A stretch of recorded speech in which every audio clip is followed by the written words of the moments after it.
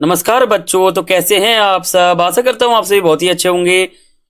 तो बच्चों, आज की इस वीडियो में हम बात करेंगे, जैसा कि आपको पता होगा कि हमने क्लास 12th इतिहास का जो आपका न्यू कोर्स है वो हमने शुरू कर दिया था, जो कि हमने सेशन 2023 और 24 के बच्चों के लिए किया है। जैसा कि आपको पता होगा अभी जो है सेशन 2024 और 25 चल रहा है। ठीक है, आज डेट बताऊं तो आज हमारा जो डेट है वो 12 जनवरी 2024 है। ठीक है, आज 12 जनवरी 2024 है और जो आपका बोर्ड एग्जाम है वो 28 मार्च 2024 को है। आपका सीबीएसई का बोर्ड एग्जाम जो है वो है आपका 28 मार्च 2024 को। तो हमने जो है ये न्यू कोर्स 2024 के बोर्ड एग्जाम के लिए ही शुरू किया है। अगर आप इस सेशन में सीबीएसई बोर्ड के अगर आप छात्र हो और इस सेशन में आप जो है अपना बोर्ड एग्जाम क्लास 12 का देने वाले हो इतिहास के सब्जेक्ट का, तो आपके लिए ये वीडियो और ये जो हमारा न्यू कोर्स है बहुत ही कारगर होने वाला है। ठीक है, और जो 2024 का हमारा बोर्ड है इसको हम बहुत ही अच्छी तरह से समझेंगे। और जो आपका ये हमारा न्यू कोर्स है ये 2024 के बोर्ड एग्जाम के लिए बहुत ही महत्वपूर्ण है। और हमने ये न्यू कोर्स जो है ये सिर्फ और सिर्फ हमने 2024 के बोर्ड एग्जाम के लिए शुरू किया है। 28 मार्च 2024 को आपका एग्जाम है, तो उस समय तक, यानी आप कह सकते हो 1 मार्च तक आप जो है मेरे इस न्यू कोर्स को अच्छे से देख लो। 12 के 12 चैप्टर मैं आपको अच्छी तरह से करा दूंगा, तीनों बुक के। तो तीनों बुक के आप हर चैप्टर को इन 2 महीने के अंदर समझ लो, और बाकी जो 30 दिन बचेगा, 40 दिन, उस दिन क्या है आपको रिवीजन करना है। ठीक है, मेरे न्यू कोर्स को आप देखते रहना, रिवीजन करते रहना। और 28 मार्च को आप जब पेपर दे के आओगे तो आप मुझे कमेंट करके बताना कि आपके कितने नंबर आ सकते हैं। ठीक है, अगर आपने हमारे न्यू कोर्स को अच्छी तरह से ज्वाइन कर लिया तो आपके बहुत ही अच्छे नंबर आएंगे आपके 28 मार्च 2024 वाले बोर्ड एग्जाम में। ठीक है, तो इस न्यू कोर्स के तहत हमारा जो पहला चैप्टर था जिसका नाम था ईंटें, मनके तथा हस्तियां, उसको हमने कर लिया है। तो आज हम अपना जो दूसरा चैप्टर है जिसका नाम है राजा, किसान और नगर। ठीक है, तो इस चैप्टर को आज के इस वीडियो में हम समझेंगे। और बच्चों ध्यान देना, इसी एक वीडियो में, यानी इसी एक सिंगल वीडियो में हमारा जो चैप्टर है पूरा समाप्त हो जाएगा, कुछ नहीं बचेगा। ठीक है, ये वीडियो आप जो देख रहे हो इसी में हमारा चैप्टर समाप्त हो जाएगा। वीडियो के एंड तक बने रहो और वीडियो बिल्कुल स्किप मत करना, वरना आप बहुत गड़बड़ करोगे। ठीक है, एग्जाम में बहुत ही गड़बड़ करोगे, इसलिए मैं आपको कहता हूं हमारे न्यू कोर्स के हर वीडियो को देखो, हर पॉइंट को समझो। मैं आपको हर चैप्टर बारीकी से कराऊंगा। ये न्यू कोर्स आपके लिए बहुत ही इंपॉर्टेंट है 2024 के बोर्ड एग्जाम के लिए। तो ये एक रामबाण इलाज है। ठीक है, चैनल को सब्सक्राइब कर लो, जैसा कि आपके सामने जो है सब्सक्राइब का बटन भी शो हो रहा होगा। तो इस प्रकार आपको सब्सक्राइब पे क्लिक कर देना है और बेल आइकन पे क्लिक कर देना है। ठीक है, देखो ये बटन आपको मैं दिखा रहा हूं, इस बटन से क्या है कि आपको पता चल जाएगा कि सब्सक्राइब कैसे करना है। ठीक है, अभी कर लो सब्सक्राइब, जिससे क्या होगा आप हमारे न्यू कोर्स को आज ही ज्वाइन कर लोगे। आज अगर ज्वाइन कर लोगे तो आप कह सकते हो आपका जो पेपर होगा बहुत ही अच्छा जाएगा, बहुत ही अच्छा। मैं लिख के देता हूं मैं। ठीक है, बहुत ही अच्छा आपका ये पेपर जाएगा। तो अब हम अपना जो दूसरा चैप्टर है इस न्यू कोर्स के तहत वो हम शुरू करते हैं। देखो पहले समझते हैं कि आपका जो सीबीएसई बोर्ड है, यानी central board of secondary education, ये जो आपका बोर्ड है इसने इस चैप्टर का क्या सिलेबस इस साल यानी सेशन 2023 और 24 के लिए निकाला था। ठीक है, वैसे मैंने न्यू कोर्स बहुत पहले करवा दिया था, लेकिन ये आपको दोबारा न्यू कोर्स करवा रहा हूं। ये आपके 2024 के बोर्ड एग्जाम के लिए ही करा रहा हूं। ठीक है, 2024 के बोर्ड एग्जाम के लिए ही करा रहा हूं, जो कि सेशन 2023 और 24 के लिए है। ठीक है, इसमें टॉपिक क्या है? इसमें टॉपिक है राजनीतिक एवं आर्थिक इतिहास। इसमें जो है ना आप 600 ईसा पूर्व से लेकर 600 ईस्वी तक का जो हमारा समय है, इसमें जो राजनीतिक और जो आर्थिक इतिहास है इसको समझोगे। शिलालेख इनकी कहानी कैसे बताते हैं, जो शिलालेख होता है वो क्या कहानी बताता है। सामान्य पर्यावलोकन, मौर्य काल और गुप्त काल समझोगे, और राजनीतिक आर्थिक इतिहास की खोज की कहानी आप समझोगे। शिलालेख की लिपि को पढ़ना, राजनीतिक एवं आर्थिक इतिहास की समझ में परिवर्तन हो जाना, उद्धरण, अशोक के शिलालेख क्या कहते हैं, गुप्तकालीन भूमि अनुदान क्या कहते हैं, ये सभी आप समझोगे। बच्चों एक तरह से आपको मैं बता दूं, ये जो आपका अध्याय है ना, इसमें आप कुल मिलाकर सभ्यता और मौर्य वंश, यानी मौर्य मतलब कह सकते हो कुछ वंश है, कुछ साम्राज्य है, यानी आप इस अध्याय में सभ्यता और साम्राज्य समझोगे। देखो सभ्यता तो बहुत सी थी। ठीक है, आपने 11th क्लास में मेसोपोटामिया की सभ्यता पढ़ा था आपने, फिर 12th क्लास में जो हमारा पहला चैप्टर था हड़प्पा सभ्यता आपने पढ़ लिया। देखो टोटल आपके सिलेबस में ये कुछ 4 टॉपिक दिए हुए हैं, हड़प्पा सभ्यता, वैदिक सभ्यता, मौर्य वंश और गुप्त वंश। तो हड़प्पा सभ्यता हमने कर लिया, इसको मैं कट लगा लेता हूं। और जो हमारा वैदिक सभ्यता है इसको हम समझेंगे, मौर्य वंश समझेंगे, और जो गुप्त वंश है ये समझेंगे। वैदिक सभ्यता का काल जो है 1500 ईसा पूर्व से 600 ईसा पूर्व माना जाता है, और मौर्य वंश का 321 ईसा पूर्व से 185 ईसा पूर्व माना जाता है, और गुप्त वंश जो है ये जो है 240 ईसा पूर्व से 550 ईस्वी माना जाता है। ठीक है, तो यही इसका जो काल है वो है। तो पहले हम जो है वैदिक सभ्यता समझते हैं। देखो वैदिक सभ्यता जो है ना, आपको पता होगा जब हड़प्पा सभ्यता का पतन हो जाता है, हड़प्पा सभ्यता का जब पतन हो जाता है तब क्या होता है, जब आपको पता होगा जब मैंने आपको पतन के कारण बताया था, वहां पे कारण आया था आर्यों का आक्रमण। तो जब आर्यों ने आक्रमण किया था हड़प्पा नामक जगह पे, तो हड़प्पा सभ्यता नष्ट हो गया था और आर्यों ने एक नई सभ्यता बसाई थी जिसका नाम रखा गया था वैदिक सभ्यता। ठीक है, तो यही वैदिक सभ्यता है। तो देखो वैदिक सभ्यता ऐसे सभ्यता है ना, इस समय वेदों की रचना हुई थी इसलिए इसका नाम वैदिक पड़ गया। ठीक है, जैसे कि आपको पता होगा हड़प्पा का नाम जो है उसके स्थान से पड़ गया था, उसी प्रकार वैदिक सभ्यता वेदों की रचना हुई थी उसके तहत पड़ गया था। ठीक है, देखो हड़प्पा सभ्यता के बाद वैदिक सभ्यता अस्तित्व में आई थी। ठीक है, वैदिक सभ्यता आर्य द्वारा बसाई हुई एक सभ्यता थी। वैदिक सभ्यता एक ग्रामीण सभ्यता थी, जबकि आपने पढ़ा था हड़प्पा सभ्यता एक नगरीय सभ्यता थी, वहां नगर के प्रमाण मिले हैं। वैदिक सभ्यता का समय काल 1500 ईसा पूर्व से 600 ईस्वी ईसा पूर्व है। ठीक है, ईसा पूर्व। आर्यों की भाषा संस्कृत थी। इसको 2 काल में बांट के हम पढ़ते हैं। पहला काल क्या रहता है हमारा, पहला काल हमारा रहता है ऋग्वैदिक काल, दूसरा उत्तर वैदिक काल। ऋग्वैदिक का जो समय है वो है 1500 से 1000 ईसा पूर्व, और इसका 1000 से 600 ईसा पूर्व। समझ गए, ये वैदिक सभ्यता का काल है। तो अब हम समझते हैं मौर्य साम्राज्य। देखो मौर्य साम्राज्य मोटा मोटा आपको बताऊं तो मौर्य साम्राज्य कब आया था, मौर्य साम्राज्य कब आया था, तो ये जो है नंद साम्राज्य के बाद आया था, नंद साम्राज्य के बाद आया था। पहले आया था नंद वंश, फिर आया था मौर्य वंश। ठीक है, फिर आया था हमारा सुंग वंश, और फिर आया था हमारा गुप्त वंश। ठीक है, इससे पहले भी जो है नाग वंश आया, फिर हर्यक वंश आया था। ऐसे मैं आपको एक लिस्ट बताऊं तो देखो सबसे पहले जो है हड़प्पा आया था, फिर वैदिक, ठीक है, फिर हर्यक वंश आया था, फिर जाके नाग वंश आया था जिसे हम शिशु नाग कह रहे थे, और फिर नंद वंश आया था, फिर मौर्य वंश आया था, फिर जाके सुंग वंश आया था, फिर जाके गुप्त वंश आया था। ठीक है, तो ये सभी वंश जो है बारी बारी आते गए, ऐसे आते गए, फिर ऐसे चलते गया। ठीक है, तो हड़प्पा हमने पढ़ लिया, इसको मैं कट लगा लेता हूं। वैदिक हमारा सिलेबस में हम पढ़ेंगे, हर्यक हमारे सिलेबस में नहीं है, नाग हमारे नहीं है, नंद भी हमारे सिलेबस में नहीं है, सुंग भी नहीं है, तो ये 2 बच गए। ठीक है, तो 2 आपके जो है वंश है वो बचे हुए हैं, वही हमें जो है इसमें पूरा पढ़ना है। ठीक है, अगर आप इसको पढ़ लोगे तो आपको बहुत ही आसान लगेगा। तो क्या करना है, पहले मौर्य साम्राज्य समझते हैं। देखो मौर्य वंश जो है नंद वंश को खत्म करने के बाद आया था, और नंद वंश जो है इसके संस्थापक का नाम क्या था, महापद्म नंद। महापद्म नंद जो है इसके संस्थापक का नाम था। आखिरी जो शासक थे उनका नाम घनानंद था, और जब घनानंद थे इन्होंने क्या किया था, चंद्रगुप्त मौर्य के एक गुरु थे जिनका नाम था चाणक्य, तो उनका जो है अपमान कर दिया था, इसलिए जो चंद्रगुप्त मौर्य थे वो हो गए थे दुखी। ठीक है, तो दुखी होने के बाद क्या किया उन्होंने ये किया कि उन्होंने घनानंद को सत्ता से हटा दिया और अपने नाम पर एक नई साम्राज्य की स्थापना करी थी जिसका नाम मौर्य वंश पड़ गया। क्योंकि उनका नाम ही चंद्रगुप्त मौर्य था इसलिए उनका जो वंश है वो भी उनके नाम पर ही रखा गया था। मौर्य वंश का समय काल जो है 321 ईसा पूर्व से 185 ईसा पूर्व माना जाता है। कहीं कहीं 322 भी मिल जाएगा, 323 भी मिल जाएगा और 324 भी मिल जाएगा। ठीक है, हर जगह अलग अलग मिलता है। आपके एनसीईआरटी में 321 दे रखा है इसलिए यही आपके हिसाब से सही है। मौर्य वंश की स्थापना चक्रवर्ती सम्राट चंद्रगुप्त मौर्य ने की थी। और अब एक बात आप ध्यान रखो, मौर्य साम्राज्य के जो हमारे आखिरी शासक थे उनका नाम था वृहत्रथ।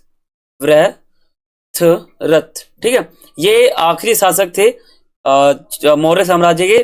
और फिर इनके ही सेनापति होते हैं पुष्यमित्र सुंग, तो वो क्या करते हैं, वो इनकी हत्या कर देते हैं और अपने नाम पर एक साम्राज्य की स्थापना कर लेते हैं जिसका नाम सुंग वंश या सुंग साम्राज्य रखा जाता है। ठीक है, तो यहीं पे इनका खात्मा हो जाता है। तो यही बीच में जो है मौर्य साम्राज्य चलता है। चंद्रगुप्त मौर्य ने घनानंद को सत्ता से हटाकर मौर्य साम्राज्य की स्थापना की थी। ठीक है, ये एक बेसिक सा था जो आपको यहाँ पे समझ में आ गया होगा। अब मौर्य साम्राज्य कहाँ तक फैला था? तो मौर्य साम्राज्य अफगानिस्तान से लेकर यहाँ से पूरा इस साइड से लेकर बिहार से लेकर नेपाल से लेकर ऊपर नीचे कश्मीर लद्दाख सभी जगह से लेकर इतने दूर तक फैला हुआ था। ठीक है, ये पूरा इलाका था मौर्य साम्राज्य का। तो ये शासक मतलब यहाँ पे जो है राजाओं का शासन था। और यहाँ पर एक बात और है, यहाँ पर एक बात क्या है, एक बात ये है कि जो चंद्रगुप्त मौर्य थे इनके बाद इनके पुत्र भी जो है शासक बनते हैं। ठीक है, इनके फिर जाके जो पुत्र हैं उनके भी पुत्र बनते हैं, यानी जो प्रपुत्र है, ठीक है, पौत्र मान सकते हो आप, जो पौत्र है वो बनते हैं फिर। ठीक है, तो पहले क्या है, जो पिता है वो बनते हैं, फिर जाके पुत्र, फिर पौत्र। ठीक है, तो पिता जो है यहाँ पे चंद्रगुप्त मौर्य, और जो इनके पुत्र है उनका नाम बिंदुसार है, और जो इनके पुत्र है उनका नाम अशोक है। तो इन तीनों ने जो है मौर्य साम्राज्य में शासन किया था, राजा कह सकते हो आप, राजा थे। ठीक है, और सबसे प्रभावशाली यहाँ पर अशोक को माना जाता है। आप ध्यान रखना, जब भी पेपर में आए तो आप अशोक लिखोगे, अशोक को सबसे ज्यादा जो है प्रभावशाली प्रमुख माना जाता है। इनके बहुत सारे अभिलेख भी मिल रखे हैं। ठीक है, और जो अशोक है ये बहुत ही प्रभावशाली माने जाते हैं मौर्य साम्राज्य के तहत। अगला टॉपिक हमारा ये है अशोक का धम्म। अशोक एक व्यक्ति है जिन्होंने अपना धम्म दे दिया था। धम्म मतलब यानी अच्छे विचार। ठीक है, यानी ऐसे विचार जो अच्छे हो। धम्म का मतलब यहाँ पे ढोलक से नहीं है। ठीक है, धम्म का मतलब यहाँ पर कुछ बातों से है। अब कई बच्चों को लग रहा होगा धम्म मतलब ढोलक। ठीक है, तो धम्म का मतलब यहाँ पर जो है कुछ और चीज से है। धम्म का मतलब यहाँ पर यह है कि एक तरह आप कह सकते हो बड़ों का सम्मान करना, सत्य बोलना, ठीक है, उचित व्यवहार, अहिंसा को अपनाना और सेवकों के प्रति दयावान। ये जो बातें जो है आपके सामने लिखा हुआ है, एनसीईआरटी में भी लिखा हुआ है सेम टू सेम। तो एनसीईआरटी में जो आपके सामने लिख रखा था और जो ये पॉइंट है, तो इन्हीं पॉइंट को धम्म कहा गया है। अशोक का धम्म यानी अशोक द्वारा कुछ अच्छे बातों का प्रचार करना। अशोक ने क्या किया था, एक आदमी को नियुक्त कर दिया था जो ये प्रचार करा करते थे पूरा का पूरा। ठीक है, अपने साम्राज्य के अंदर। देखो, अशोक के अनुसार धम्म के माध्यम से लोगों का जीवन जो है ना इस संसार में बहुत ही अच्छा रहेगा, और जो आने वाला जो जीवन है वो भी बहुत अच्छा रहेगा। धम्म के प्रचार के लिए जो धम्म महामात थे उनको नियुक्त किया जाता था। और धम्म महामात क्या करते थे, वो सीधा क्या करते थे, उनका काम था इन बातों का प्रचार करना। माइक से करो या फिर चिल्ला के करो या कैसे भी करो, उनको अनाउंसमेंट करना था धम्म का। जो भी धम्म में बातें थी, अहिंसा का प्रचार, दयावान, ठीक है, अहिंसा जो भी था, उन सभी का प्रचार करना इनका कार्य हो गया था। अब अगला टॉपिक हमारा है मौर्य साम्राज्य कितना महत्वपूर्ण था। एक आपके एनसीईआरटी में टॉपिक दे रखा है, मौर्य साम्राज्य कितना महत्वपूर्ण था। देखो, 19वीं शताब्दी में क्या होता है, जब इतिहासकार ने भारत के इतिहास को लिखना शुरू किया तो मौर्य काल को बहुत ही प्रमुख काल माना था, है ना, क्योंकि इसमें जो है पहली बार इसकी जो स्थापना चंद्रगुप्त मौर्य ने की थी, है ना। और मौर्य काल की जो मूर्ति कला है बहुत ही अच्छी है। जितनी भी मूर्तियां वहां की है सब अच्छी है, उसकी कला बहुत अच्छी है। क्योंकि मौर्य काल के राजाओं ने अपने नाम के आगे कोई उपाधि नहीं लगाई थी, लेकिन जो और राजा थे उन्होंने लगाया था। और इतिहासकार ने अशोक को एक बहुत ही महान सम्राट माना है। मौर्य साम्राज्य 150 वर्षों तक ही चला, फिर इसका जो है खात्मा हो जाता है। अब क्या होता है, इसके बाद क्या होता है, एक पॉइंट है यहाँ पर। देखो, नंद वंश के बाद आ जाता है मौर्य वंश। क्यों आता है आपको पता होगा, उसका आखिरी शासक था घनानंद, उसने अपमान कर दिया, फिर जाके वो स्थापना हो गया, फिर मौर्य वंश। अब मौर्य वंश की जो समाप्ति है वो कैसे होती है, देखो, मौर्य वंश का जो आखिरी शासक होता है वृहत होता है, ठीक है। उसके सेनापति होते हैं पुष्यमित्र शुंग। वो क्या होते हैं, वो दुखी हो जाते हैं अपने राजा से, सोचते हैं कि मैं इनकी हत्या करता हूं और अपने नाम पर एक नई साम्राज्य की स्थापना करता हूं। तो पुष्यमित्र शुंग क्या करते हैं, उनकी हत्या कर देते हैं और एक साम्राज्य की स्थापना कर देते हैं जिसका नाम शुंग वंश रखा जाता है, क्योंकि उनका नाम ही पुष्यमित्र शुंग था। और देखो, जब ये शुंग वंश चलता है, शुंग वंश, तो इसमें भी आखिरी शासक आते हैं, ठीक है, श्रीगुप्त। तो श्रीगुप्त क्या करते हैं, वो गुप्त वंश की स्थापना कर देते हैं। तो अब इन्होंने कर दी गुप्त वंश की स्थापना। अब गुप्त वंश जो है ये ऐसा वंश है जो बहुत ही छोटे लेवल पे था, मौर्य वंश से बहुत छोटा लेवल पे था ये। तो मौर्य वंश तो अफगानिस्तान से पूरा फैला हुआ था, ये जो है पाकिस्तान तक भी बहुत मुश्किल से फैला हुआ है, ठीक है। तो जो गुप्त वंश था ये बहुत ही छोटे लेवल पे था, लेकिन जो मौर्य वंश था वो बहुत ही प्रमुख था। इसलिए जब इतिहासकार ने इतिहास लिखना शुरू किया भारत का, तो मौर्य वंश को बहुत प्रमुख माना है। इसलिए आपके सिलेबस में भी क्या बता, मौर्य साम्राज्य को इसलिए डाला हो। अब देखो गुप्त वंश जो है, इसमें आपको ये समझना है कि इसकी स्थापना किसने की, इसमें क्या क्या हुआ, कहां तक फैला हुआ था। नीचे आप देखोगे तो गुप्त वंश यहां से फैला हुआ था, ये आप नीचे देख रहे हो, यहां से पूरा फैला हुआ था। और आपको पता भी होगा अभी भारत देश के अंदर लोकतंत्र चल रहा है, पहले जो है राजतंत्र चला करता था, ठीक है। तो ये जो आपको वंश समझ में नहीं आ रहा होगा, आपको देखो शासक यहाँ जो वंश आ रहा है, वंश काल, तो वंश का मतलब यहाँ पे राजतंत्र से है। आपको पता भी होगा पहले भारत के अंदर जो है राजा का शासन होता था, प्रधानमंत्री ये सब नहीं हुआ करते थे, लोकतंत्र कुछ नहीं था, ठीक है, संविधान भी कुछ नहीं था। तो पहले क्या है, राजतंत्र था, जो व्यक्ति थे वो अपने नाम पर जो है साम्राज्य की स्थापना करते थे और वहां पे वो लोग शासन करते थे, और उस एरिया को जो है बहुत ही अच्छा विकास उनका होता था, ये या फिर वो उन क्षेत्र का विकास करा करते थे। आप समझते हैं गुप्त वंश। देखो गुप्त वंश की स्थापना श्री गुप्त ने की थी 240 ईसा पूर्व में, और इसका जो खात्मा है ये बहुत ही कम तक चलता है, 40 वर्षों तक ये शासन चलता है। श्री गुप्त की मृत्यु के बाद इनका जो पुत्र था घटोत्कच, इनका उत्तराधिकारी बन गए। गुप्त साम्राज्य के बहुत सारे राजाओं ने जो यहाँ पर शासन किया था, इसे एक स्वर्णिम युग कहा जाता है गुप्त साम्राज्य को।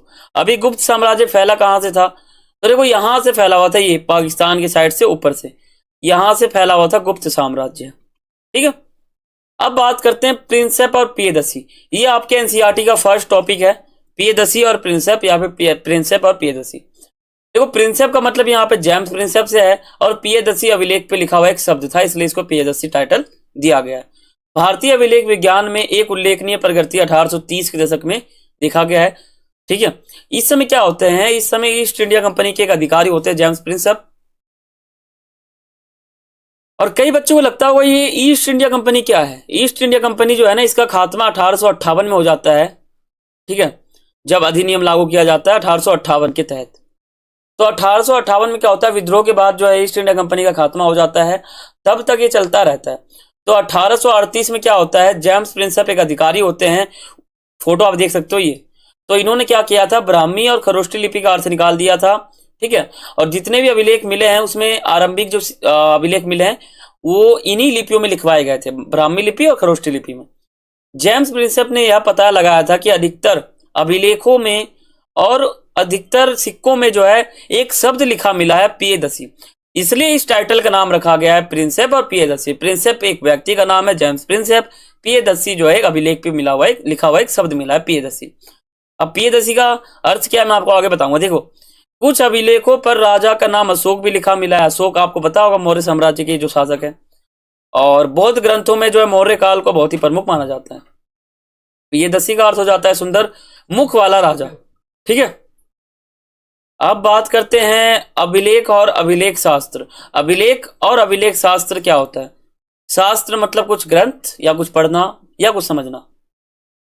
देखो अभिलेख का मतलब क्या होता है, एक टॉपिक मैंने बनाया हुआ था, एक सेपरेट वीडियो है, एक निजी वीडियो है, आप वहां देखोगे तो आपको समझ में आ जाएगा।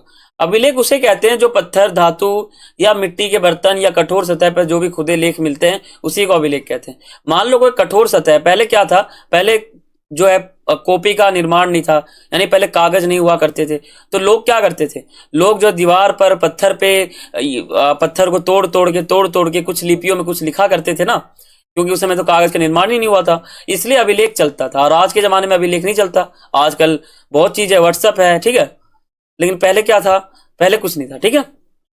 तो जो अभिलेख है ये ऐसा आप मान सकते हो, ऐसा चीज है जो बहुत ही इंपॉर्टेंट है। और पहले अभिलेख का महत्व बहुत ही ज्यादा था, खास करके राजा जो है ये लिखवाया करते थे अभिलेख को। और पहले जो है अभिलेख का इतना महत्व हुआ करता था कि कुछ भी लिखवाने के लिए, कुछ भी पढ़ने के लिए अभिलेख को ही एक तरह से सबूत या फिर कुछ स्रोत माना जाता था, ठीक है। तो अभिलेख बहुत इंपॉर्टेंट था उस समय में, अभी अभिलेख का कोई जिक्र नहीं है। तो अभिलेख का अगर जब भी आपसे पूछे तो आप कह देना कोई भी कठोर धातु या कोई भी कठोर सतह, कुछ भी कठोर सतह जिसपे कुछ लिख सके हम, ठीक है। कोई भी ऐसा कठोर सतह या मिट्टी के कुछ बर्तन, कुछ भी ऐसा कठोर सतह जिसपे हम खुद कुछ लिखते हैं, कुछ खुदाई करके कुछ लेख लिखते हैं ना, उसी लेख को, जो लेख लिखा गया है ना यहाँ पे, मान लो एक व्यक्ति ने यहाँ पर एक लेख लिख दिया, अब इस लेख को आप लेख नहीं कहोगे, इसको अभिलेख कहोगे, ठीक है। अब जो ये व्यक्ति ने अभिलेख लिख दिया है, अगर आपने इस अभिलेख का अध्ययन कर लिया ना, तो आप एक अभिलेख शास्त्री या अभिलेख शास्त्र कहलाओगे। ठीक है, तो यही हमारा अभिलेख था और अभिलेख शास्त्र था। अभिलेखों के अध्ययन को अभिलेख शास्त्र कहते हैं। आपके एनसीईआरटी में दे रखा है, साइड में ऑरेंज कलर में होगा, वहां आपको मिल जाएगा। देखो, जो भी व्यक्ति अभिलेख को बनवाते थे, मान लो कोई भी बनवा रहा है, तो उसमें उस व्यक्ति की उपलब्धियां क्या है, यानी वो शासक है, राजा है, तो वो क्या विकास कर रहा है अपने क्षेत्र का, अपने प्रजा का, उनके द्वारा किए गए कार्य, वो जो भी कार्य करते थे अपने जनता के प्रति, उनके जो विचार थे जनता के प्रति, उनको यहाँ पे लिख दिए जाते थे। अधिकतर अभिलेखों पर राजाओं के क्रियाकलाप, क्रियाकलाप का मतलब हो जाता है कार्य करने की एक श्रृंखला या कार्य करने का एक इंडेक्स, है ना। एक्टिविटी इंडेक्स कह सकते हैं हम इसको इंग्लिश में। तो यानी जो व्यक्ति कार्य कर रहा है उसको एक सूची के रूप में लाइन से लिस्ट बना देंगे हम, तो वो हो गया क्रियाकलाप। यानी जो व्यक्ति अगर कुछ भी काम कर रहा है, कोई भी राजा है वो कुछ भी काम कर रहा है, तो उसका जो भी क्रियाकलाप होता है वो लिख दिया जाता है उस अभिलेख पे। विजय अभियान जो भी था वो भी लिख दिया जाता है। धार्मिक संस्थाओं जो थे वो भी उनका भी लिख दिया जाता था। और जो भी दान मिल रहा है जनता को उसका ब्यौरा, यानी जो भी हिसाब किताब है वो लिख दिया जाता था। कुछ अभिलेखों में इसके 600 ईसा पूर्व मान सकते हो, एक ईस्वी मान सकते हो, 100 ईस्वी मान सकते हो। तो इस समय जो है अभिलेख चलता था। प्राचीनतम जो अभिलेख थे, प्राचीनतम का मतलब पुराना, जो पुराने अभिलेख मिले हैं वो प्राकृत भाषा में लिखे हुए मिले हैं। प्राकृत भाषा का मतलब हो जाता है आम जनता वाली भाषा। ठीक है, और अभिलेखों के अध्ययन को अभिलेख शास्त्र कहते हैं। अब बात करते हैं जनपद और महाजनपद। जनपद का मतलब होता है, देखो, जन मतलब होता है जन, जनता। ठीक है, जैसे कि आपने नाम सुना होगा जनसंख्या, तो जन में जो आता है, जन का मतलब सीधा जनता हो जाता है, भले वो पॉलिटिकल साइंस हो, ज्योग्राफी हो, या इतिहास हो, या इकोनॉमिक्स हो। जन मतलब जनता। ठीक है, तो देखो, जन मतलब हो गया जनता, पद मतलब यहाँ पे पैर से है, यानी जहां जनता ने पैर रख दिए। मान लो एक दिल्ली का ये क्षेत्र है, ये जनता अगर यहाँ पे आके अपना पैर रख देती है, बस जाती है, तो इसको जनपद कहते हैं। अगर यही क्षेत्र इतना महत्वपूर्ण हो जाता है, बहुत ही महानगर बन जाता है, बहुत ही बड़ा विशाल क्षेत्र हो जाता है, लोगों की संख्या बढ़ जाती है यहाँ पर, तो इसे हम जनपद नहीं कहेंगे, इसको महाजनपद कहेंगे। तो ये हल्का सा इसमें बेसिक बताया मैंने आपको। आप समझते हैं अंदर। देखो, पहले समझते हैं जनपद का अर्थ क्या होता है। जनपद का अर्थ होता है, जन मतलब होता है जनता, पद मतलब पैर, यानी जहां जनता ने पैर रख दिए हो और उस क्षेत्र पे आकर बस गई हो, उसको जनपद कहते हैं। अब महाजनपद क्या है, तो महाजनपद यानी जनपद को ही कहा जाता है। अगर मान लो कोई जनपद है, कोई क्षेत्र है जहां लोग जो है इतना बस गए कि वो बहुत ज्यादा इंपॉर्टेंट हो गया, तो उसको महाजनपद का दर्जा दिया जाता है। लगभग 2500 वर्ष पहले कुछ जनपद जो इतने महत्वपूर्ण हो गए थे, इसको महाजनपद कहा गया। और जो अधिकतर जो महाजनपद थे उनकी एक राजधानी भी हुआ करती थी, और इन राजधानियों में किलेबंदी भी की गई थी। किलेबंद राजधानी का रखरखाव सेना करती थी। हर महाजनपदों में एक राजा का शासन होता था, लेकिन गण और संघ नाम के दो प्रसिद्ध राज्य थे जहां एक ही राजा का शासन होता था।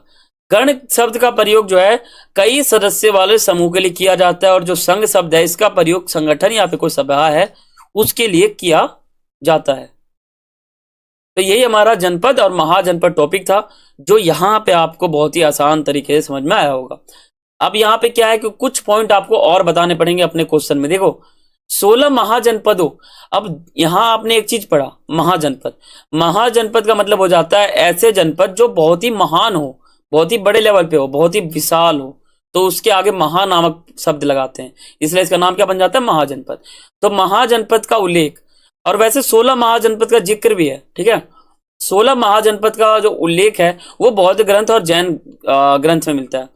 बौद्ध धर्म आप पता होगा आपको, बौद्ध धर्म, और एक हो गया हमारा जैन धर्म। तो बौद्ध धर्म और जैन धर्म के जितने भी ग्रंथ है उनमें बार बार 16 महाजनपद का जिक्र आता है। उसमें पहला हो गया मगध, गांधार, वज्जी, कौशल, कुरु, पांचाल, अवंती। ये कुछ इंपॉर्टेंट कह सकते हो आप जनपद है। मगध सबसे प्रभावशाली है। ठीक है, इन महाजनपदों का नाम कई बार इन ग्रंथों में भी मिलता है, और भगवान महावीर और भगवान गौतम बुद्ध, ये दोनों जो है इसी गण से संबंधित है, दोनों एक एक धर्म से संबंधित है। आगे आपका चैप्टर भी आएगा भक्ति सूफी परंपरा, वो आएगा आपका विचारक विश्वास और इमारत, उसमें आपको बता दूंगा और उसमें भी आपको मिल जाएगा। देखो, यहाँ पे आपको मैप मिल रखा है एनसीईआरटी में, वहां आप देखोगे तो आपको मिलेगा। तो यहाँ पे दे रखा है 16 महाजनपद है। पहला हो गया गांधार, एक मिनट कलर चेंज करता हूं तब आपको दिखेगा। देखो, जो ये 16 महाजनपद है बहुत इंपॉर्टेंट है। देखो पहला तो हमारा हो जाएगा गांधार, ठीक है। दूसरा हो जाएगा हमारा सुरसेन, मत्स्य, अवंती, चैदी, वत्स, ठीक है, कौशल, काशी, पांचाल, कुरु, ठीक है। और मत्सरन हो जाएगा हमारा, वज्जी हो जाएगा जिसे हम वृजी कह रहे थे, मगध हो जाएगा, अंग हो जाएगा, वंग हो जाएगा, ठीक है। ये सभी, और एक यहाँ पे अस्मक हो जाएगा। ये टोटल 16 महाजनपद है। इनका जिक्र जो है बौद्ध ग्रंथ और जैन धर्म के जो ग्रंथ है उनमें देखा जाता है। अब 16 जो मैंने आपको महाजनपद यहाँ पे बताए हैं, टोटल हमारे 16 महाजनपद मैंने आपको यहाँ बताए हैं। तो इसमें सबसे महत्वपूर्ण जो है ना, वो सबसे ज्यादा शक्तिशाली हम मगध को मानते हैं। मगध को हम सबसे ज्यादा शक्तिशाली क्यों मानते हैं, क्वेश्चन मार्क। देखो इसको हम इसलिए मानते हैं क्योंकि यहाँ पे हर चीज उपस्थित है। यहाँ पे जो जंगल में हाथी हुआ करते थे, उनको सेना के रूप में जो है उपयोग किया जाता था, ठीक है। मगध वर्तमान समय में बिहार राज्य में स्थित है। मगध जो है 6ठी और से 4ठी शताब्दी ईसा पूर्व। देखो 6ठी और 4ठी शताब्दी ईसा पूर्व का मतलब यहाँ पे है ईसा मसीह के जन्म से लगभग 400 से लेकर 600 वर्ष पूर्व, ठीक है। इस समय क्या होता है, मगध जो है वो बहुत ज्यादा शक्तिशाली हो जाता है। इसी समय होता है ईसा पूर्व में 600 वर्ष जो है ईसा पूर्व के, ईसा में उस समय जो है इसको बहुत ज्यादा शक्तिशाली माना जाता है। कारण क्या है, यहाँ उपजाऊ भूमि थी, जंगलों में हाथी उपलब्ध थे, उनका उपयोग जो है सेना के रूप में करा जाता था और सेना में हाथियों को शामिल किया जाता था। और हो गया लोहे से औजार और हथियार बनाना। राजधानी जो है इसकी शुरू में राजगाह थी, फिर पाटलिपुत्र, फिर पटना। लेकिन 4ठी शताब्दी ईसा पूर्व में इसकी राजधानी पाटलिपुत्र हो गई थी और अभी क्या है, पटना, ठीक है। तो 6ठी शताब्दी ईसा पूर्व को एक परिवर्तन काल जो है, मतलब एक ऐसा काल जो बहुत परिवर्तन है। 6ठी शताब्दी ईसा पूर्व को इतना परिवर्तन समय माना जाता है, इसमें बहुत ज्यादा परिवर्तन होता है, बहुत सिक्कों का आभार हो जाता है, बहुत उभान हो जाता है, ठीक है। ये बहुत ही ज्यादा प्रमुख माना जाता है 6ठी शताब्दी। तो बच्चों आप समझते हैं 6ठी शताब्दी ईसा पूर्व, देखो जो 6ठी शताब्दी ईसा पूर्व का जो समय है ये बहुत ही परिवर्तनकारी माना जाता है इसको। इस समय क्या होता है, इसमें बहुत ज्यादा बदलाव होता है। इस समय जो है सोने का जो है उभान दिखाई देता है। यानी कह सकते हो इसमें ऐसा समय, देखो एक कह सकते हो आप, परिवर्तन का मतलब हो जाता है बदलना, यानी आज ऐसा है तो कल उसका उल्टा ऐसा हो जाना। तो इस समय क्या हो गया, इस समय कुछ उल्टा पुल्टा हो गया, कुछ ऐसा चीज हो गया जो अभी तक ना हुआ हो। इस समय आप कह सकते हो लोहे का जो खादान है वो मिल गया, लोहे का उपयोग बढ़ गया। हड़प्पा सभ्यता में लोग लोहे को जानते तक नहीं थे, लेकिन यहाँ पर जानने लग गए। तो ये सभी परिवर्तनकारी काल है। काल मतलब समय, परिवर्तनकारी यानी कुछ में परिवर्तन हो गया, तो इस काल को कुछ परिवर्तन वाला कहा जाता है, ठीक है। अब इसमें समझते हैं, देखो इस समय क्या होता है, नए राज्यों का उदय हो जाता है, ठीक है, नए नगरों का उदय हो जाता है, और भी बहुत चीज होता है इस समय हो जाता है लोहे का बढ़ता उपयोग, ठीक है, और सिक्कों का बढ़ता उपयोग, और भी बहुत चीज होता है इस समय। ब्राह्मण द्वारा क्या होता है, धर्मशास्त्र और जो सूत्र है इनका ये जो है रचना शुरू कर देते हैं। ये कुछ पॉइंट है, ठीक है। अब हमारा अगला टॉपिक है वो है दक्षिण भारत। भारत क्या है, तो भारत एक देश का नाम है, ठीक है। तो भारत एक देश का नाम है और उसी के दक्षिण वाले साइड जाओगे तो वहां पे कुछ चीज होता है। इस टॉपिक का नाम क्या है, दक्षिण भारत, यानी भारत का दक्षिण वाला साइड में कुछ हुआ है। अब क्या हुआ है, तो उस समय जो है कुछ चोल चेर पांड्य ऐसे कुछ सरदारियां जो है ना अस्तित्व में आई थी। यहां देखो आप, ये दक्षिण वाला साइड है, देखो चोल चेर और पांड्य, इन 3 नाम की सरदारी या सरदार ये आई थी अस्तित्व में, यानी सामने आई थी। अब इन्होंने क्या किया था, और वैसे आप मैप में समझो, ए पे क्या आएगा, फिर बी पे क्या आएगा, फिर सी पे क्या आएगा, फिर डी पे क्या आएगा, ठीक है। और यहाँ पे वो आपको सातवाहन भी दिख जाएगा, ठीक है। तो यहाँ पे सातवाहन भी है, 1 2 3 और 4, ये 4 है। और ये 3 जो सरदारियां है इनकी बात हम यहाँ पे 4, राजा का बात यहाँ पे सातवाहन से है। देखो भारत के दक्षिण साइड में कुछ सरदारियों का उदय हुआ। जो भारत का मैप है, जो भारत है उसका जो दक्षिण वाला साइड है, दक्षिण पता होगा आपको, आपके सामने वाला जो है वो आपके लिए उत्तर कहलाएगा, आपके जो पीछे वाला साइड है जो आप बैक साइड देखोगे तो वहां पे दक्षिण कहलाएगा, है ना। तो इस प्रकार आपका जो इस साइड वाला है ये पूर्व, इस साइड वाला जो है पश्चिम। तो देखो यहाँ पे आपको यहाँ दिखेगा चोल, और ऊपर आपको सातवाहन भी देखने को मिलेगा, इसकी बात भी हम यहाँ पे करेंगे। और ये चेर हो गया और पांडे हो गया, ये 3 सरदारियां थी नीचे। तो देखो इसका उदय हो जाता है। और ये क्या होता है, देखो भारत के दक्षिण साइड में कुछ सरदारियों का उदय हुआ, जिसे हम तमिलकम कहते हैं। और इस समय क्या है, तमिलनाडु, आंध्र प्रदेश और केरल, इन तीनों से ही जो है सरदारियां आते हैं। ठीक है, तमिलकम क्षेत्र में चोल, चेर, पांड्य सरदारियां अस्तित्व में आई थी। और क्या हुआ, यह राज्य काफी, या फिर जो क्षेत्र है वो काफी समृद्ध था। अब बात करते हैं सरदार वह सरदारी। देखो जो सरदार है एक शक्तिशाली व्यक्ति होता था। ठीक है, सरदार जो है एक शक्तिशाली व्यक्ति होता था, और जो सरदार है उसका क्या कार्य होता था। और सरदार जो है वो अंशानुगत भी हो सकता है और नहीं भी। और जो सरदार के समर्थक थे वो उनके जो है घर वाले हुआ करते थे, ये पॉइंट है। और सरदार के कार्य क्या हुआ करते थे, सरदार का कार्य था अनुष्ठान करना, संचालन करना इसका। और क्या कार्य था, युद्ध का नेतृत्व करना, लड़ाई झगड़े विवाद को सुलझाना। सरदार अपने से अधीन लोगों से भेंट लेता था, समर्थकों में भेंट को जो है बांट लेता था। और सरदार में कोई भी स्थायी सेना नहीं हुआ करता था, यानी कोई भी उसका समूह में जो व्यक्ति है वो नहीं हुआ करता था। सरदार और सरदारी के बारे में जानकारी प्राप्त करने के कौन से स्रोत हैं, यानी आज हम चोल, चेर, पांडे जैसी सरदारियों को पढ़ रहे हैं, तो हमें पता कैसे चला कि ये सब यहाँ पे आए थे भारत में। स्रोत क्या है, देखो स्रोत पहला है हमारा, इन राज्यों के बारे में जानकारी प्राचीन तमिलकम संगम नामक ग्रंथ है। तमिलकम या तमिल संगम ग्रंथ, इस ग्रंथ से जो है हमें पता चल गया कि चोल, चेर, पांडे सरकारी सरदारियां जो है वो अस्तित्व में आई थी। इसलिए हमें ये पता है और आज हम ये टॉपिक पढ़ रहे हैं। ये पहला स्रोत है। दूसरा स्रोत क्या है, इन ग्रंथों में सरदारी के बारे में विवरण मिलता है। सरदारी जो थी हमारी सरदार, तो उनके बारे में जानकारी मिल जाती है। कई सरदार तथा राजा लंबी दूरी के लिए व्यापार भी करते थे, राजस्व इकट्ठा करते थे। और क्या हुआ था, तो और इनमें जो है सातवाहन राजा और शक राजा ये भी शामिल थे। शक किसे कहते हैं, देखो मध्य एशियाई मूल के, इनको शक कहते हैं। अब बात करते हैं दैविक राजा। देखो दैविक राजा का मतलब यहां पे है सीधा देवता से। ठीक है, देखो दैविक राजा का मतलब यहां पे सीधा देवता से है। दैविक में जो देव आ रहा है ना, देव उसका मतलब देवता है, और जुड़ना, इसलिए इसे हम दैविक कहते हैं। राजा मतलब एक व्यक्ति है। तो एक राजा है जो दैविक जैसा दिखाना चाहता है अपने आप को, अपने आप को क्या करना चाहता है, वो देवता के समान बताना चाहता है और कहना चाहता है कि मैं एक देवता हूं, मेरी पूजा करो, मेरी इज्जत करो। ठीक है, तो ये एक कह सकते हो आप उपाय था राजा को जो है उच्च पदवी प्राप्त करने का, एक जरिया था ये देवताओं से जुड़ना।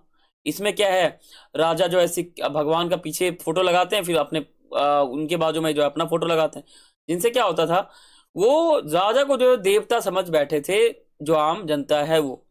ये राजा का एक चाल हुआ करता था। ठीक है, ऐसे एक कटा हुआ मूर्ति भी मिल रखा है इतिहासकार को, आपके एनसीईआरटी में फोटो भी दे रखा है। देखो समझते हैं, राजाओं के द्वारा उच्च स्थिति प्राप्त करने का एक माध्यम था देवताओं से जुड़ना। पहला माध्यम क्या था, जो राजा थे उनका एक ही माध्यम था देवताओं से जुड़ने का, वो था उच्च स्थिति प्राप्त करने का था हमारे देवताओं से जुड़ना। और कुषाण राजा, जिन्होंने मध्य एशिया से लेकर पश्चिम उत्तर भारत तथा शासन किया। ठीक है, यानी उन्होंने उत्तर भारत में शासन किया था, और इन शासकों ने मंदिरों में अपनी विशाल मूर्तियां लगवाई थी। शायद वो अपने आप को देवता के समान दिखाना चाहते हैं। एक मूर्ति तो आपको मिल भी गया है ना। देखो कुषाण राजा ने अपने नाम के आगे देवपुत्र की उपाधि लगाई थी। कुषाण वंश के सिक्कों में क्या है कि एक तरफ राजा का मूर्ति मिला है, दूसरी तरफ जो है देवता का। जैसे मान लो ये एक सिक्का है, इस सिक्का का जो एक वाला हिस्सा है उस पे क्या है, राजा का चित्र है, और दूसरी तरफ क्या है, भगवान का चित्र है। यानी वो कहीं ना कहीं एक तरफ आप कह सकते हो यहां कहीं ना कहीं देवता के साथ जुड़ना इनका एक माध्यम बन चुका है। ठीक है, इसलिए यहां पर जो है दैविक राजा टॉपिक बनाया गया है। आप समझते हैं इसके आगे कुछ। देखो उत्तर प्रदेश में मथुरा है, उसके पास एक माट के एक देवस्थान कुषाण राजा की विशाल मूर्ति मिली है। अफगानिस्तान के एक देवस्थान पर भी ऐसी ही मूर्ति मिली है। ये है, अब ये मूर्ति जब मिली है तो जाहिर सी बात है जो राजा है वो भगवान के जैसा ही अपने आप को बताना चाहते हैं, इसलिए तो ये मूर्ति मिली है ना। तो चलते हैं आगे। अब हमारा टॉपिक है वो इंपॉर्टेंट है, जनता के मन में राजा के लिए क्या छवि थी। देखो कभी भी ये पता नहीं चलता कि जो जनता है वो राजा के बारे में क्या सोचती थी। ऐसा पता तो बिल्कुल नहीं चला, इतिहासकारों को बिल्कुल पता भी नहीं चलता कि जो आम जनता है वो राजा के बारे में क्या सोचती है। ऐसा पता नहीं चलता, ऐसा कुछ प्रमाण भी नहीं मिला। देखो हमारा पॉइंट है, जनता राजा के बारे में क्या सोचती थी इसके प्रमाण नहीं मिले हैं। ऐसे में इतिहासकार ने जातक और पंचतंत्र जैसे ग्रंथों में दी गई कहानियां की समीक्षा करके तथा पता लगाने के लिए जो है प्रयास किया।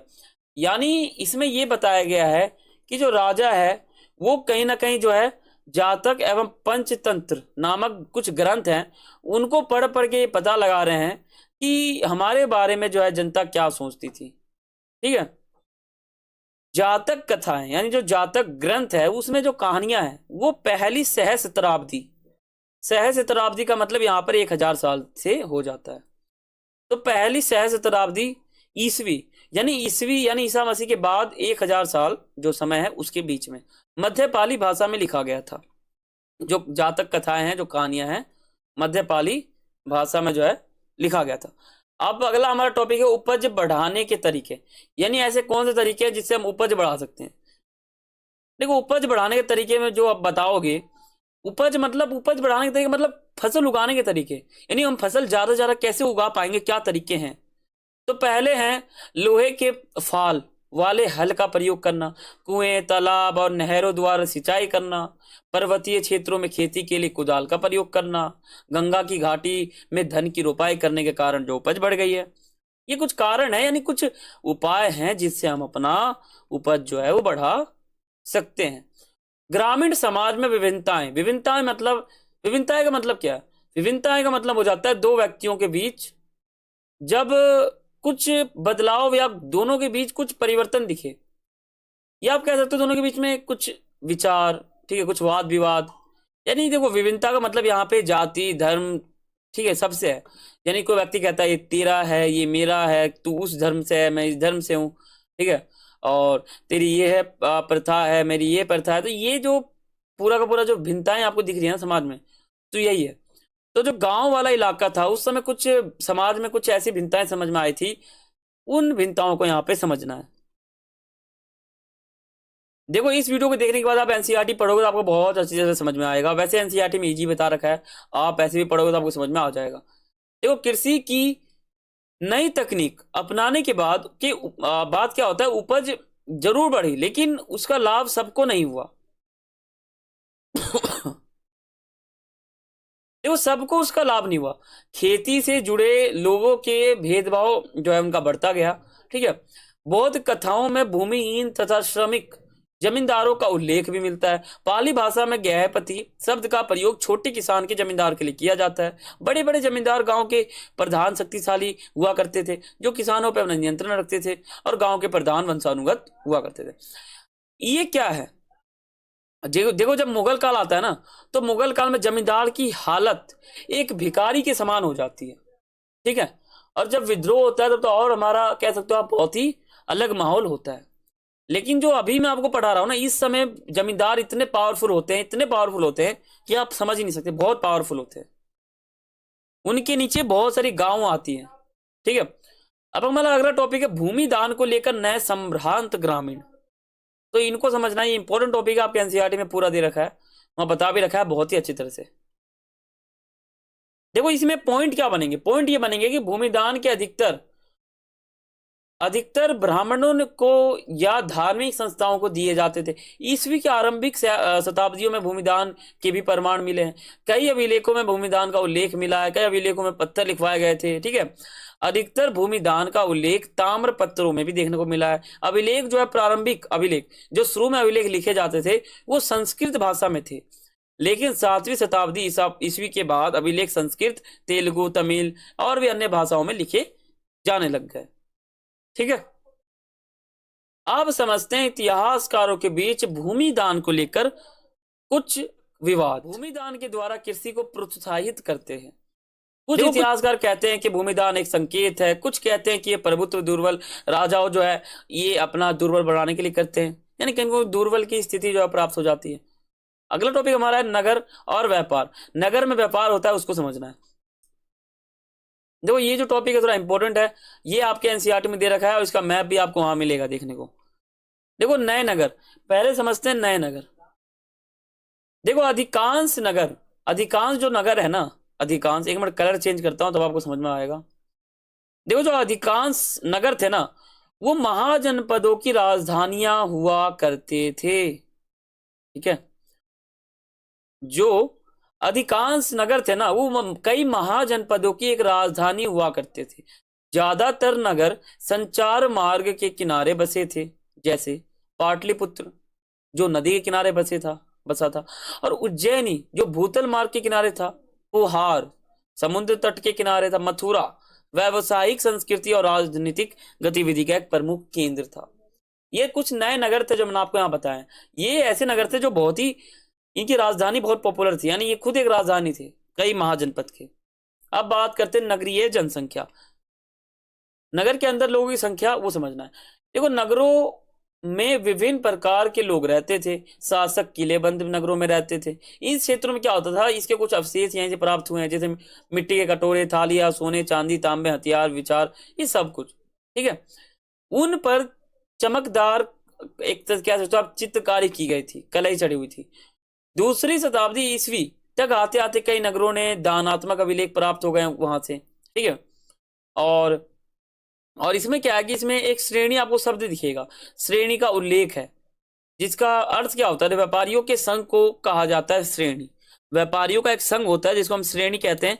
यह व्यापारी लोग कच्चे माल को खरीदकर अपने वो जो है सामान बना के बाजार में बेचा करते थे। इनका काम क्या था, सामान को खरीदना है कच्चे को, उसको अच्छे से सजाना है, अच्छे से उसको विनिर्माण करना है और बस उसको बेचना है। अगला टॉपिक हमारा क्या है, देखो अगला हमारा जो टॉपिक है उसका नाम है उपमहाद्वीप और उसके बाहर का व्यापार। तो इस टॉपिक को समझते हैं कि उपमहाद्वीप के बाहर और उसके अंदर क्या व्यापार क्या होता था, तो उसको यहां पे समझते हैं। देखो भारत का व्यापार प्राचीन काल से ही बाहर से होता था। हमें हड़प्पा सभ्यता में भी ऐसे प्रमाण मिले हैं।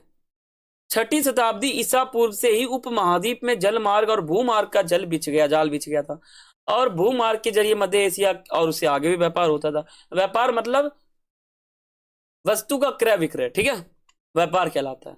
ये मैप देख सकते हो, पूरा ऐसा है, यहाँ पे पूरा व्यापार, यानी पूरी दूर तक व्यापार इसमें होता था। अब क्या है, सिक्के और राजा, इसमें आपको सिक्के मिल जाते हैं और एक वंश भी है, उसको समझेंगे यहाँ पर कि सिक्के और राजा का क्या जिक्र है। यहाँ पर देखो सिक्के और राजा, देखो व्यापार के लिए सिक्कों का प्रयोग किया जाता था। जाहिर सी बात है, व्यापार करेंगे तो पैसे तो देंगे ही। सिक्कों के प्रयोग से व्यापार काफी हद तक आसान हो गया था। चांदी तथा तांबे के सिक्के सबसे पहले ढाले गए। 6ठी शताब्दी ईसा पूर्व में क्या होता है, ये ढाला गया और इन सिक्कों को अहात सिक्के भी कहा जाता है। ऐसे बहुत सारे सिक्के विभिन्न स्थलों पर खुदाई के दौरान मिले हैं। ठीक है, मुद्र शास्त्रियों ने इन सिक्कों का अध्ययन करके इनके वाणिज्यिक प्रयोग के क्षेत्रों का पता लगाया। आहत सिक्के पर बने प्रतीकों से पता लगता है कि इन्हें विभिन्न राजाओं द्वारा जारी किया गया था। लेकिन ऐसा भी संभव है कि धनी लोग, व्यापारी, ये जो है नगरियों में तो रहते थे और इस प्रकार के कुछ सिक्के भी जारी किए गए थे। मान लो कोई धनी लोग है, कोई राजा है, कोई व्यापारी है, तो वो ये सिक्के जारी कर सकते थे। शासकों की प्रतिमा और उनके नाम के साथ सबसे पहले सिक्कों को हिंदी यूनानी शासकों ने जारी किया था। ठीक है, अब आगे समझते हैं। वो ये सिक्के हैं, कुछ आपके सामने चित्र हैं, ये सभी सिक्के हैं, यही सिक्के जारी होते हैं। अभी क्या है, अभी आपको सामान खरीदते हो तो आपको पैसे देना पड़ते हैं। पैसे, जैसे मान लो आपने 1000 का सामान खरीदा, 1 1000 का सामान खरीदा तो आपने 500 के 2 नोट दे दिए, तो ये क्या है? ये व्यापार करने का एक साधन है। पहले क्या था? पहले आप सामान दोगे तो दूसरा सामान मिलेगा। अगर आपको कोई सामान चाहिए तो आप अपने घर से आटा, गेहूं, चावल, जौ, बाजरा कुछ भी दोगे, वो सामान देगा। यानी पहले सामान के द्वारा व्यापार होता था, लेकिन अब क्या हो गया? अब पैसे के द्वारा व्यापार होता है। पैसे दोगे, सामान लोगे। तो पहले बीच में क्या हो गया? बीच में सिक्के बन गए, सिक्के के जरिए व्यापार होने लग गया। ये सिक्के इतने रुपए का है, ये ऐसे है, तो इस प्रकार से व्यापार होता गया और कई सिक्के उस समय जारी भी हुआ करते थे। 6ठी शताब्दी ईस्वी में सोने के सिक्के मिलने कम क्यों हो गए? देखो, 6ठी शताब्दी ईसा पूर्व के आगे वाला जो हमारा समय है ना, उस समय सिक्के मिलने कम हो गए थे। अब सिक्के मिलने कम क्यों हो गए? जाहिर सी बात है, अगर कम हो गए तो कुछ रीजन, कारण तो कुछ होगा। अब वो कम क्यों हुआ, वो आप समझ लो, ये टॉपिक इंपॉर्टेंट है। कुछ इतिहासकार का मानना है कि रोमन साम्राज्य का पतन होने के कारण व्यापार में कमी आ गई थी। अन्य इतिहासकारों का मानना है कि इस काल में नए नगरों, व्यापार, नए तंत्रों का उदय उदय हो गया, आर्थिक संकट हो गया। यानी आप कह सकते हो इस समय क्या था ना, इस समय रोमन साम्राज्य का पतन हो गया, उसके कारण जो है क्या पता सिक्के कम हो गए हो, या फिर नए नगरों का उदय हो गया, इसके कारण क्या पता सिक्के कम हो गए हो, या आर्थिक संकट हो गया, क्या पता इस कारण जो है सिक्के खत्म हो गए हो। तो ये पॉइंट बता सकते हो आप कि मिलने कम क्यों होगा, ये आप पॉइंट बता सकते हो, बहुत इंपॉर्टेंट है। अभिलेखों का अर्थ कैसे निकाला जाता था? मान लो कोई अभिलेख मिल गया, उसका अर्थ कैसे निकालेंगे इतिहासकार? अर्थ कैसे निकालेंगे वो यहां पे आप समझो। देखो, अभिलेखों का अर्थ कैसे निकाला जाता था? अभिलेख का अर्थ निकालने के लिए विद्वान विभिन्न लिपियों का जो है अध्ययन करते थे। ठीक है, प्राचीन लिपियों को आधुनिक लिपियों के साथ मिलान करते थे और पता लगाते थे कि ये कैसा अभिलेख है, क्या है। इस प्रकार से खोज करते थे। मान लो कोई अभिलेख मिल गया तो पहले वो देखेंगे वो लिखवाया किसने, कब लिखवाया, कैसे लिखवाया, और उस लिपि को अन्य लिपि के साथ मैच करेंगे। अगर मैच हो गया तो पता चल जाएगा अभिलेख किस भाषा में। इसी प्रकार खोज करते गए 10 साल, 20 साल, 15 साल लगता गया, खोज करते गए और फिर पता चल गया। ठीक है, अब एक टॉपिक हमारा इंपॉर्टेंट है, मोस्ट इंपॉर्टेंट है। वैसे हमने एक वीडियो भी बना रखा है इसके ऊपर, वो आप देख सकते हो, हमारे चैनल पे उपलब्ध है। लिखोगे या आप यूट्यूब पे सर्च करोगे ब्राह्मी लिपि को कैसे पढ़ा गया, तो हमारा वीडियो आ जाएगा, उस पर आप देख सकते हो। वहां मैंने आपको और भी अच्छी तरह से बता रखा है। देखो, यहाँ पे भी समझते हैं ब्राह्मी लिपि को कैसे पढ़ा गया। ब्राह्मी लिपि आपको पता होगा प्राचीनतम लिपि है। ठीक है, तो ब्राह्मी लिपि को पढ़ा कैसे गया? देखो, यहाँ पे एनसीईआरटी का एक टॉपिक, यहाँ पे एनसीईआरटी का मैंने स्क्रीनशॉट ले रखा है। देखो, आधुनिक भारतीय भाषाओं में प्रयुक्त लगभग सभी लिपियों का जो मूल है ना, वो ब्राह्मी लिपि को माना जाता है। ब्राह्मी लिपि का प्रयोग अशोक के अभिलेख में भी किया गया है। 18वीं सदी से यूरोपीय विद्वानों ने भारतीय पंडितों की सहायता से आधुनिक बंगाली, देवनागरी, इन सभी लिपियों को पढ़ना शुरू किया और इसको मैच करना शुरू किया। ठीक है, तो ऐसे धीरे धीरे करते 1838 तक जाते जाते एक जेम्स प्रिंसेप नाम के एक अधिकारी होते हैं, वो अर्थ निकाल लेते हैं। ठीक है, वो अर्थ निकाल लेते हैं। ये लाइन आप पढ़ोगे तो आपको समझ में आ जाएगा किस प्रकार अर्थ निकाला गया। देखो, इस टॉपिक को समझ लेना। वैसे ये टॉपिक जो है इतना इंपॉर्टेंट है कि पेपर में आ जाता है और आता भी बहुत ज्यादा है, और इस बार भी आएगा मेरे हिसाब से। जो आपका 28 मार्च 2024 को सीबीएसई का बोर्ड एग्जाम है, उसमें आएगा। और चैनल को सब्सक्राइब कर लो, अभी आपके सामने सब्सक्राइब का बटन भी शो हो रहा होगा। ठीक है, शो हो रहा है। देखो, इस प्रकार से शो हो रहा है आपके सामने, तो पहले आपको क्या करना है, सब्सक्राइब पे क्लिक कर देना है और बेल आइकन पे क्लिक कर देना है। ठीक है, देखो, ये है ब्राह्मी लिपि, ये है ब्राह्मी लिपि। ठीक है, यहां पे आपको दिख रहा होगा, ये लिपि है। अब बात करते हैं, एक और लिपि था जिसका नाम था खरोष्टी लिपि। तो खरोष्टी लिपि का अर्थ कैसे निकाला गया? जेम्स प्रिंसेप ने क्या किया, 1838 में इसका भी अर्थ निकाल लिया, लेकिन कैसे निकाला वो समझना है। लिपि को कैसे पढ़ा गया, खरोष्टी लिपि को पढ़ने का मकसद यहाँ पे कैसे पढ़ा गया वो समझते हैं। देखो, खरोष्टी लिपि में लिखे गए अभिलेख पश्चिमोत्तर से मिले। पश्चिमोत्तर का अर्थ हो जाता है भारत का पश्चिम और उत्तर वाला साइड।